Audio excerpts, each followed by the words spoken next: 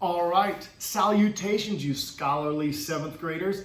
Let's get into this week's ILEARN video prep. So, you are going to be doing a sign-in with the same page. We're going to try to make this week a little bit faster, okay? 7th grade, select grade 7. And today we are going to be doing the ILEARN grade 7 mathematics released items. Now, same setup as last time. If you'd have changed anything, go ahead and do so. I'm going to select. I'm going to begin test now, and it takes me to number 1. Now, I'm going to be cueing you when to pause and when to take the test. Today, you're going to be doing one problem. So pause it, and everybody try number 1 right now. Okay, hopefully you're back. The reason I'm only having you do one problem right now is that you're going to see something after this problem of what the ILEARN will look like when you're finishing a section, but not a full test. Okay, so let's take a look at number 1. Here's my advice on number 1. Hopefully you're doing these types of problems. Which expression is equivalent to? It's not asking you necessarily to solve. However, my advice, best thing to do first, solve. Let's take a look. So we have multiplication and division. Luckily, PEMDAS, there's no one ranking the other, so we're going to move left to right. I'm going to get negative 21 over negative 8 divided by 3 over negative 8. Now, this next step of showing work, a negative over negative is just a positive. And when I divide by a fraction, I really multiply by the reciprocal. And I am what I like to call intelligently lazy. So I'm going to cross cancel here. 8 and 8, el uno. Now this up here is a negative 1, right? And 21 and 3, you're 1, and you are a 7. Because 3 goes into 7 and into 21 7 times. Now I'm multiplying across. 7 times negative 1 is negative 7. 1 times 1 is 1. So this will equal negative 7 when I work it out. But there's no negative 7. That's okay. What is equivalent to? Well, let's do some quick math. This is going to get me a negative 7 over negative 4. Nope. 7 over negative 4. No. This will give me a 14 over negative 2. Oh, hello, negative 7. Yup. Last one. 14 over 2 is 7. That is not equivalent to, so your answer is C. Hopefully you got it correct. I'm going to mark C. Boom. Next, this is the screen I'm telling you about. Know this terminology. Please review your answers before continuing the test. You will not be able to come back to these questions later. So this is a segment that you have finished. Same thing with the ILEARN. You may have a portion of the test where there is a segment. Make sure you are comfortable with all your answers in that segment before moving on, because once I move on, I will not be allowed to go back to see any of those. See? Told you. You are leaving this current segment. Are you sure you want to do so? I'm always sure of what I want to do. All right. Now, I'm going to have you guys pause and take the rest of the test. Go.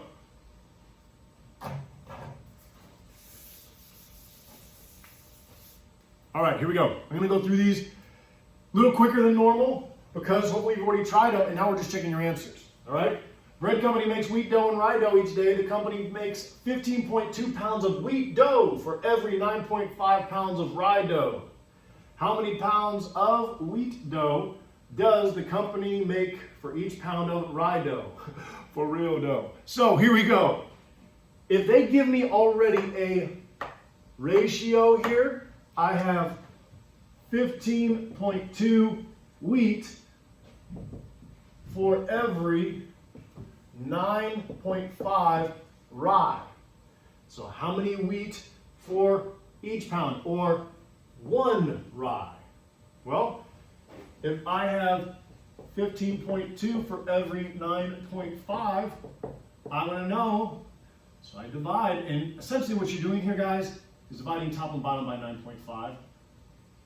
That's essentially what you're doing. Really, we're just taking top divided by bottom, because the bottom will become 1. And if we take 15.2 divided by 9.5, check out your calculator. Here it comes. 15.2 divided by 9.5. You get your answer of 1.6. Bingo, bango. Done. Click in the box. 1.6. Hopefully you got it. Next, here we go. Roderick, my main man Roderick, can water his lawn with a small hose or a large hose. The small hose pumps 15 gallons of water per minute. Large hose pumps water at twice the rate of the small. Let's just take a time out. Twice the rate, which means 2 times. We're talking 30 gal. All right? Use the add arrow tool to show the relationship between time and gallons water pumped for the large hose. All right? Well, I pretty much already know. If it goes 15 per minute for the small, it's 30 per minute for the actual large. So there's 1 minute. Go to 30. I got to add point first. At 1, it's at 30. I'm going to do another point just because if you've been taught correctly, whenever you draw a line, you want to have more than 1 point. I understand you said I could use the origin. I'm going to do another one. So if it's 30 gallons in 1 minute, that means in 2 minutes, I got 60. Time to draw my line. I'm going to start at the origin, Yahtzee, all the way through. Boom. Your line should look like this. Now again, technically you could have done it with 1 point. I encourage using 2, so it is it. Draw your line. Next. Feel free to pause this at any point if you want to discuss, but I'm just going to keep going through it, all right? Number 3, Carrie's barbecue sauce. The boss sauce calls for 2 2/3 cups of water for every 8 pints of tomato sauce. How many cups of water does Carrie use when she makes barbecue sauce with 1 pint of tomato sauce? This is very similar to a problem we've already done. If we have 2 2/3 for every 8, well, we're just going to have to take top divided by bottom again. I'm going to do it over here so we can see it. Because every fraction is really just a division sign. That's all it is. So I have 2 2/3 divided by 8. Well, I'm going to slow this up because I'm going to make a mixed number out of this. 3 times 2 plus 2, right? Denominator multiplied by the whole number, add the top. I'm going to get 8 over 3 because this gave me 8, not because of that 8. And if I'm dividing by 8, remember that's really 8 over 1, dividing means you multiply by the reciprocal. Oh, this problem just got really easy. Hello, goodbye. We're left with 1/3. All right, now I need to use the fraction bar. So you hit that first, and now I'm going to fill it in. 1/3. Bam. Next, we're cruising. Number 5, Tim. Tim is cleaning brush from a large piece of land. The table shows how many acres he has cleared over time. So in 2 days, he cleared 2/3. In 5 days, he cleared 1 2/3. In 7 days, he cleared 2 1/3. How many days does it take Tim to clear 1 acre? You know, wouldn't it be nice if they just had that data in here? They don't, so you have to find it. Now, you do know how many acres in 2 days. So he did 2/3 in 2 days. I want to know if he has 1 acre done, how many days? Right? Now, this should be consistent pattern, right? He's consistently clearing the same amount each day. So you can do the same thing we've done before. You can take top divided by bottom again. I'm actually going to show an algebraic approach because it's fun. When I don't know something, I give it an X. And anytime you have proportions, you can cross multiply. 1 times 2 is 2. You set that equal to the other cross product, and you get 2/3 X. Ooh, I'm multiplying X by 2/3. How do I undo that? Or the inverse operation, you multiply by the reciprocal. Crisscross applesauce, I'm left with just X, which, by the way, was the number of days till we cleared 1 acre. Here, 2 is really 2 over 1. Oh, hello, goodbye. Your answer is 3 days. So it took Tim 3 days to clear 1 acre. Now again, feel free to take your time as you go through these. Pause, have a little conversation, but that is another way you could have done it. Now again, you would have had the same answer if you just took 2/3 divided by 2. 6, Monday, the theater club sells 14 tickets. Tuesday, it sells 10 tickets. On those 2 days, they sell 32% of the total number of tickets. Pause there. How many tickets total did they sell in those first 2 days? 24. Hopefully you can get that mental math. So they just told you that, I'm going to write this down, 24 is 32% of our total tickets. Now, I didn't say it that way, but that's what you need to pull out of it. You need to pull that out. Because now I want to know, what is the total number of tickets?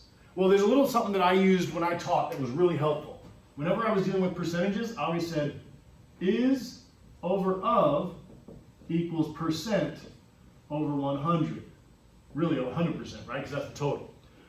So, they told me 24 is. I'm going to believe them. 24 replaces the is. They told me it's 32%. Okay, well then that's 32. And 100 is always 100. It's 32% of 100. So 24 is 30% of what? I don't know. Hey, that proportion thing I talked about is really coming in handy. Same exact thing, cross products. 24 times 100, I'm going to just bring those two zeros with me. And 32x. Oh, we love this problem. Love this. This is the easy one to solve. Divide by 32 because the inverse operation is division. You arrive at your final answer of 75. So the total number of tickets that were available, 75. By the way, you could use your calculator there. I had done some of these calculations already so that we can get through this faster. Next problem is 7, number 7. Let's go. Charmaine observes the number of times the 5 p.m. train is early, late, and on time. She records her observations of the train for 80 days in a row. In 80 days, it was early 23 times, late 9 times, it's a good ratio, and on time 48. Now don't think, oh, so I can be late 9 times in 80 days. No, you cannot. You're tardy. Get there on time.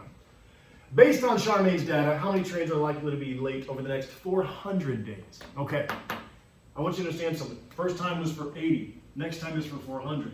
I'm hoping we can pick up some stuff here. That's 5 times. Is everybody with me there? This is a nice, easy way to do it. So from here to here, they times by 5. So they're asking how many times will it be late? Well, how many times is it late in 80 days? 9 times. So multiply that by 5. How many times will it be late in 400 days? 45. That is a pattern way to approach it. You could have still set up the ratio of 9 over 80 equals how many times in 400? You could have put this proportion into an equation, cross multiply, and found out that x equals, I'm right, okay? The answer was 45. Almost done, guys. You're doing great. It's funny I say that because I really don't know. Here we go. A fair cube has 2 blue sides, 2 red sides, and 2 green sides. What is the probability of rolling a blue or red side? Okay, here's what you need to know for probability. It is always your desired outcomes over total possible outcomes. That's really what probability is, okay? So let's talk about this. How many total outcomes are there when I roll a die? 6, right? There's 2 blue, 2 red, 2 green. All right, what do I want to happen? Okay, what's my desired outcome? Rolling a blue or a red. I like that it said or, right? Because I have more ways to get what I want. How many ways to get a blue? 2. Rhyme, whatever. How many ways to get a red? Well, I just said, I can't stop. 2. So 2 and 2 is 4. We have 4 possible ways to get our desired outcome. If this is your answer, you're wrong. Reduce, reduce, reduce. 2/3 is your answer. Oh, get that fraction button again. It's right here. Boom. Give me that 2. You give me that 3. 2/3 is the answer. Next, connect a line tool. Let's do it. Use the connect the line tool to draw an acute scalene triangle. Ooh, adjectives. Do you love them? I do. Acute. Oh, it's so cute. It's a little one. Meaning what? None of the angles are larger than 90. Right? So we can't have the right angle. I think a lot of people want to be like, oh, 3, 4, 5. No, because that would be a wrong answer. You have 2 criteria, acute and scalene. What's scalene? No 2 sides are the same. Okay, no two sides are the same. So when I go about making this, we'll do something nice. You know that one side length has to be 4. Let's go ahead and do that. Okay, so let's go here. 1, 2, 3, 4. So that's the first side everybody always puts down. Now you need the next side not to be the same length as the next one. Okay, so if you go 3, you're automatically creating a right triangle. I'm just letting you know. Also, you realize if you just come straight out or straight out here, you literally just made a right angle. Can't do that. Now, I'm going to show what a lot of people are like, okay, well, I'm going to do right here. Do you understand what you just did? Those are equidistant, meaning you are now going to have an isosceles triangle. So you cannot have that. So if you made that dot, I got to delete that dot. So what I have to do is make sure I do not go right out from the line and I don't go right in the middle. Let's go a little more. How about right there? So now I have an angle that I can connect. Boom. Boom. Boom. I have a triangle that no side is larger than 90. That's cute. And no side length is the same. I've now satisfied my answer. You could have done it a couple different ways. This is one example that works. Almost done. Almost done. Last one. Come on. Angelo, my main man, drew 2 rectangles. The second is a scale drawing of the first. Drawn a scale, meaning it is either enlarged or shrunk. This one appears to be enlarged. What scale factor did Angelo use to draw the second rectangle? So what I see a lot of people do here is they're like, okay, well, it's either, I'm going to choose, these are corresponding sides. So I'm going to do 4.5 over 11.25 because that's the ratio, right? So I'm going to arrive at a scale factor of, well, let me see, 4.5 divided by 11.25. 0.4. Okay, let's talk real quick about being logical. Is it logical that this triangle from the first to the second grew by 0.4? No, it got larger. It got larger. So there's no way that I multiply this by a decimal to get larger. So this is not the correct one you want to do. Invert it. It is actually taking 11.25 and dividing it by 4.5, giving us that nice 2.5 as an answer.